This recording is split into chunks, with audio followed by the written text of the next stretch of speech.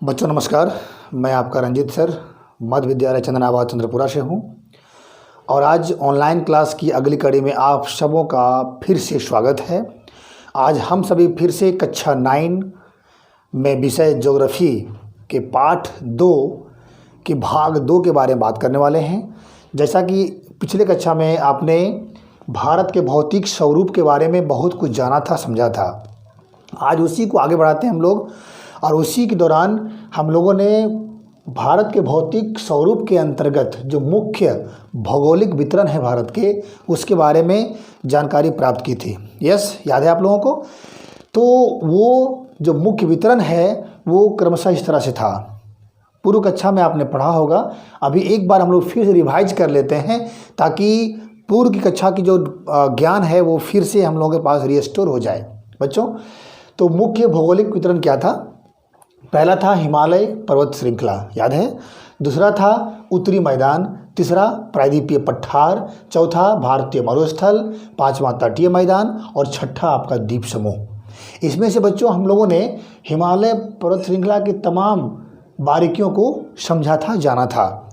आज हम लोग इस क्लास की अगली कड़ी में उत्तरी मैदान के बारे में जानने का प्रयास करेंगे। चलिए हम लोग स्टार्ट करते हैं, जानने का प्रयास करते हैं। तो व्हाइट बोर्ड में कुछ लिखा हुआ है जिसे आप देख पाएंगे, लेकिन कुछ बातें जो आपको बतानी है वो क्या है कि उत्तरी मैदान, ये समझ लीजिए कि भारत के भौतिक स्वरूप में अगर सबसे महत्वपूर्ण अगर वितरण की बात करें तो ये उत्तरी मैदान का नाम आता है। ये क्या है? उत्तरी मैदान 3 प्रमुख नदी प्रणालियों सिंधु, गंगा एवं ब्रह्मपुत्र तथा इनकी सहायक नदियों से बना है। यहाँ पे मेनली फोकस क्या करना है हम लोगों को? उत्तरी मैदान का जो निर्माण हुआ है वो मुख्य रूप से क्या, सिंधु, गंगा एवं ब्रह्मपुत्र तथा इनकी सहायक नदियों से बना है। ये जो भाग है मुख्य रूप से सिंधु और उनकी सहायक नदियाँ, गंगा और उनकी सहायक नदियाँ, फिर ब्रह्मपुत्र और इनकी सहायक नदियों के मिलने से ये बना है। ये क्षेत्र, यह मैदान जलोढ़ मृदा से बना हुआ है। इस मैदान का जो निर्माण हुआ है वो पूर्णतः जलोढ़ मैदान, जलोढ़ मृदा से हुआ है। लाखों वर्षों में हिमालय के गिरिपाद में जलोढ़ों के निक्षेप हुआ जिससे इस उपजाऊ मैदान का निर्माण हुआ। बच्चों, यहाँ पे समझना ये है, जब नदियाँ पर्वतों से उतरती है तो उतरने के दौरान अपने साथ भारी मात्रा में मलबा लेके आती है और वो यही उत्तरी मैदानों में निक्षेप कर देती है, जिससे हम लोग जलोढ़ मृदा कहते हैं, जलोढ़ मिट्टी कहते हैं। वो काफ़ी उपजाऊ होती है और वही उपजाऊ मिट्टी से बना हुआ यह क्षेत्र है उत्तरी मैदान। अगला है, इसका विस्तार 7 लाख वर्ग किलोमीटर के क्षेत्र पर है। इसको नोट करेंगे आप लोग, इसका विस्तार कितना है? 7 लाख वर्ग किलोमीटर के क्षेत्र पर है। यह मैदान 2400 किलोमीटर लंबा एवं 240 से 320 किलोमीटर चौड़ा है। तो ये इसका विस्तार हो गया। बच्चों, हमने बात किया था जलोढ़ मृदा। तो जलोढ़ मृदा काफ़ी उपजाऊ होती है और जलोढ़ मृदा भी 2 तरह के होते हैं। यहाँ पे जानना पड़ेगा आपको। एक होती है पुरानी जलोढ़, जो अभी हम देख पा रहे होंगे, दूसरा है नई जलोढ़। पुरानी जलोढ़ क्या होता है? जो बहुत वर्षों पहले नदियों के द्वारा निक्षेप किया गया है और वो बहुत सदियों तक, बहुत सालों तक वैसे ही पड़ा है, वो भी उपजाऊ होता है। लेकिन प्रत्येक वर्ष जो नदियाँ मिट्टी को बहा के लाती है उसे कहते हैं हम लोग नई जलोढ़। बच्चों, पुरानी जलोढ़ को भांगर कहा जाता है। भांगर याद रखेंगे, पुरानी जलोढ़ को भांगर मृदा भी कहा जाता है, इसे नोट कर लेंगे आप लोग। और नई जलोढ़ को खादर मृदा भी कहा जाता है। कहीं कहीं प्रश्न आपको आएगा भांगर और खादर के बारे में, तो आपका संशय यहाँ पे नहीं होना चाहिए। पुरानी जलोढ़ मृदा को कहते हैं हम लोग क्या, भांगर मृदा, और नई जलोढ़ को कहते हैं खादर मृदा।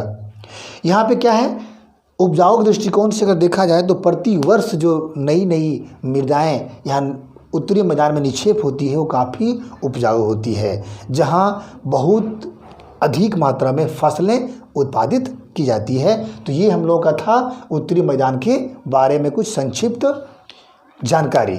बच्चों, उत्तरी मैदान में बहुत सी नदियाँ अपने साथ मिट्टी को ला करके जमा करती है, जिस कारण से ये आपका मैदानी भाग होता है, समतल भाग होता है, सपाट भाग होता है और काफ़ी मात्रा में खाद्यान्न की उत्पत्ति इन क्षेत्रों में होती है। ठीक है बच्चों। अगला है प्रायद्वीपीय पठार। हम लोग अभी उत्तरी मैदान के बारे में जानने का प्रयास किए। अगला आप जानना है हम लोगों को प्रायद्वीपीय पठार के बारे में। तो बच्चों इसके बारे में कुछ जानकारी लेने से पहले इस मानचित्र को आप देखें। ये भारत का आधा मानचित्र है जहाँ पे प्रायद्वीपीय पठार को दिखाने का प्रयास किया गया है। चलिए, प्रायद्वीपीय पठार एक मेज की आकृति वाला स्थल है जो पुराने क्रिस्टलीय आग्नेय तथा रूपांतरित शैलों से बना है। इस भाग के बारे में बात करें तो सबसे पहले जान लीजिए ये क्रिस्टलीय आग्नेय और रूपांतरित शैल से बना हुआ भाग है। यह प्राचीनतम भूभाग का एक हिस्सा है जिसे हम लोग गोंडवाना भूमि के नाम से जानते थे। इसे आप नोट कर लेंगे, गोंडवाना लैंड या गोंडवाना भूमि के नाम से हम लोग उसका प्राचीनतम हिस्सा है। इस पठार के दो मुख्य भाग हैं। इसको अभी आप लोग नोट करेंगे कि प्रायद्वीपीय पठार के दो मुख्य भाग हैं। कौन कौन सा है? मध्य उच्च भूमि और दक्कन का पठार। अगला देखेंगे, इसका मुख्य फैलाव पश्चिमी घाट और पूर्वी घाट के रूप में है। यहाँ पे आप मानचित्र में देखेंगे आप, ये हो गया पूर्वी घाट और ये आपका हो गया पश्चिमी घाट। ये मुख्य इसके दो भूभाग हैं। पश्चिमी घाट पूर्वी घाट की अपेक्षा ऊंचे हैं। बच्चों यहाँ पे इस चीज़ को नोट करेंगे आप लोग कि पश्चिमी घाट पूर्वी घाट की अपेक्षा ऊंचा है। एक और बात, पश्चिमी घाट की ऊंचाई 900 से 1600 मीटर है जबकि पूर्वी घाट की ऊंचाई 600 मीटर है। यहाँ ध्यान रखेंगे इस चीज़ को कि पश्चिमी घाट का जो एवरेज औसत ऊंचाई है वो 900 से 1600 मीटर तक है जबकि पूर्वी घाट की औसत ऊंचाई सिर्फ 600 मीटर है। आइए हम जानते हैं कि पश्चिमी घाट और पूर्वी घाट के महत्वपूर्ण पर्वत श्रृंखला या महत्वपूर्ण पर्वत कौन कौन से हैं। तो पश्चिमी घाट के मुख्य ऊंचे शिखर क्या क्या हैं? अनाईमुड़ी और डोडा बेटा। इसे आप नोट करेंगे।